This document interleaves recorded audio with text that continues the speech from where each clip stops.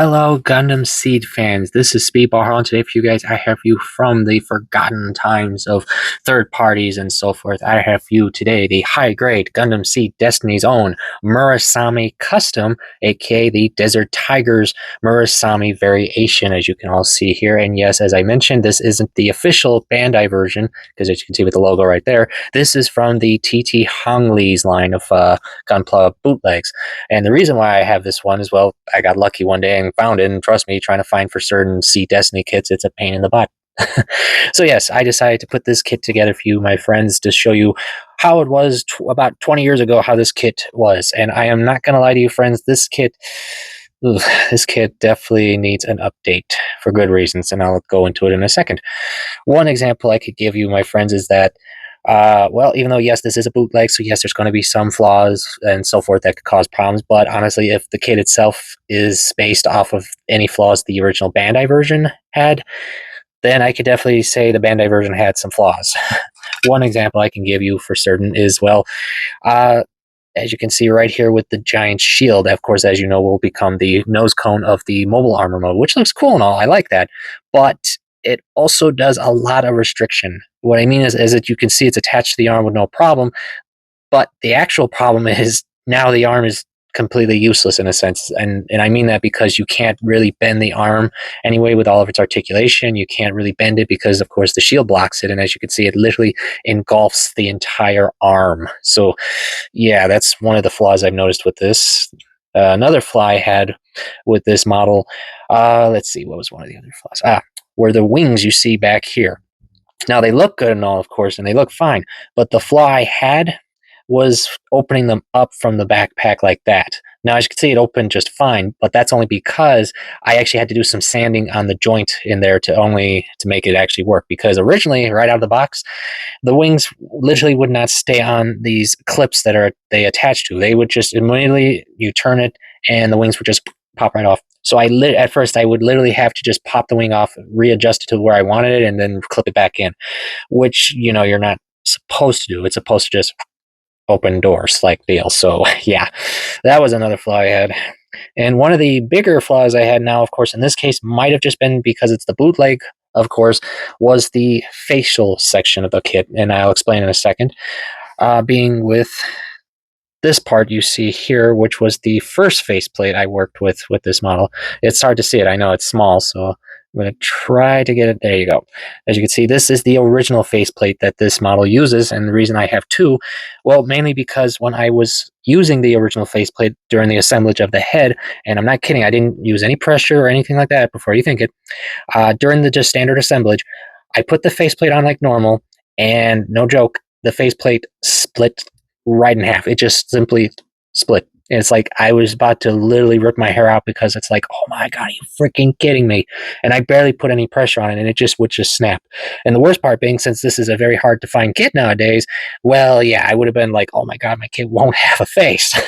But that's the interesting part. Now, I don't know specifically if this is part of all the Murasames of the older ones, but this kit actually has two faceplates in the kit itself, and I don't know why. There's no mention in the manual for the second faceplate.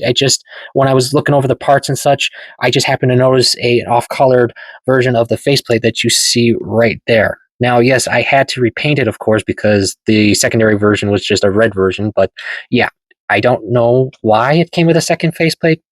Maybe that's, a sign of something. I don't know. It was just a bit of a surprise and also a relief, because luckily, of course, I was able to finish the head assemblage. But speaking of the head as well, another issue I had is actually able to move the head. It's weird. Here, watch. I'll show you.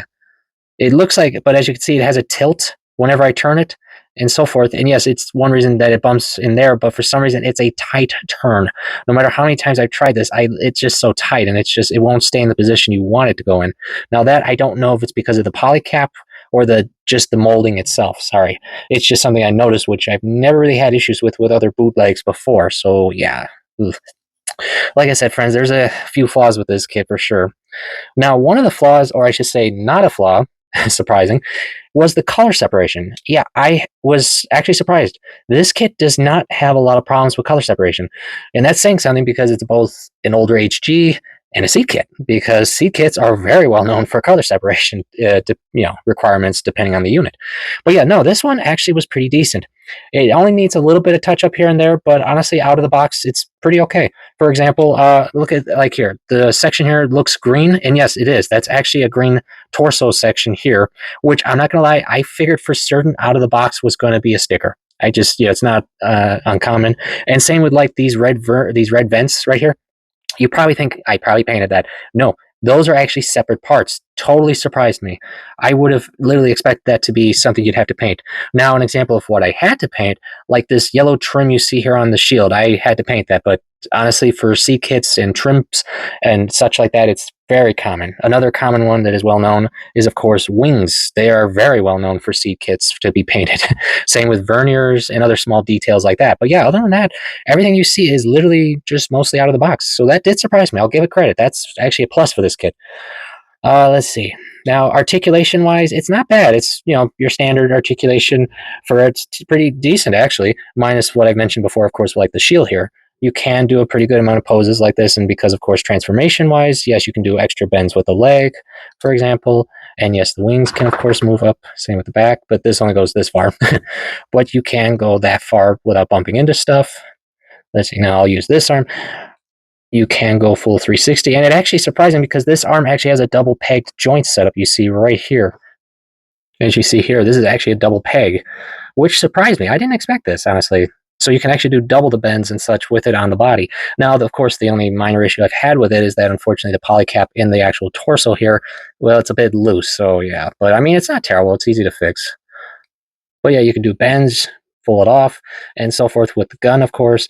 Now, that, of course, is another issue I had with this build is the weapon holding. I mean, and I say that not as a joke, but, yeah, as you can see, as you can tell, yeah, the hand is very loose. The gun does not, like, connect to anything, so it just sits in the hand, which for, older stuff, it's not uncommon, so, yeah. But it is a little tricky, trying to pose it and the gun's swinging everywhere. It's like, imagine trying to shoot it like that and the gun's just going all over the place. So, yeah, there is that.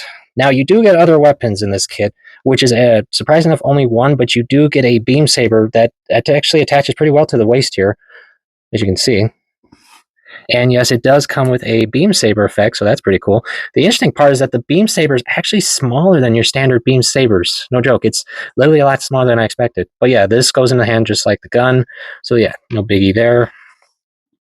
Pretty standard, of course. Now, unfortunately, though, because, this is the Murasame and such, and of course a fighter unit, as you can notice, there are these pegs right here on the wings, but we don't actually get anything to attach to it. I don't know if that's just because it's the custom version or, just something they just never added missile parts to. Well, yeah, I mean, normally there would have been like missile accessories for this, but I think that might be just because it's the custom version in this case. But yeah, now, of course, real quick, let me show you the other accessories this kit comes with. One being is this special adapter part, which you will see in a few minutes, related to the transformation, of course. And I already showed you the beam saber and such, the spare face part, and these special little wheel attachments that you, of course, attach to the mobile armor mode once you have it fully assembled. Now, real quick, of course, let's look at size comparisons, so you can see how it did with its fellow seed friends. Like the Dom Tropin here, you could see about the same size, and honestly, like I've said before, I still love this Dom unit. It's a lot of fun. If you haven't seen, please check out my review on it. Let's see. I, of course, have the advanced grade Goon, which I'm very proud of, because it's just so much fun to have a giant clunky unit like this, but it's fun to have. And another seed unit I recently built, my Strike Rouge EG with the IWSP parts that you can see. So yeah, pretty about the same even for their age differences, and it's cool to have these two together. And lastly, of course, I have to, because for reasons, and that is my old friend, the Lagao, aka the Desert Tiger's first mobile suit from Gundam Seed. As you can see, of course, size-wise, they're of course going to be different, but as you can see, it's just fun to have these two together, though it is a little strange that the custom here wasn't more orange. I mean, I can understand there's obviously a good reason why. It's just, most of the Desert Tigers units were orange-based, so yeah, but, however. So yeah, that's that. So if you guys will give me about a minute or so, I will now show you, of course, how to assemble the Murasame into its mobile armor form.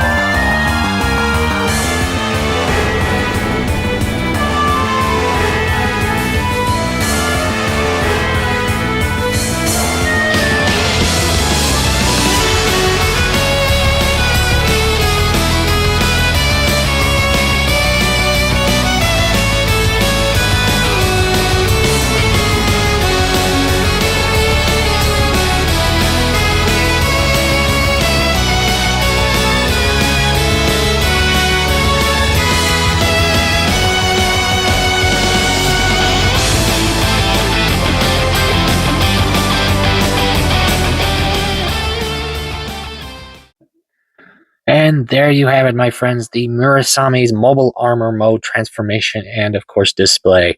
And yes, it does take a little bit to do, but it's not bad, honestly. And it is surprising, it's not as much parts forming as you might have thought because, we're talking about pretty much the Zeta Gundam from Seed for Seed, or maybe the Zeta Delta, maybe? However, the point is, my friends, yes, that is how you assemble this. And yes, you will now have extra leftovers because now you will have spare arms and a head left over. So, depending on however you would want to display it, of course. And honestly, though, it is a pretty cool mobile armor look. It is very cool to have fighter plane style units. It always is, and so forth. So yes, my final thoughts to this model, my friends. It's a little tricky to say because honestly, it's not terribly bad.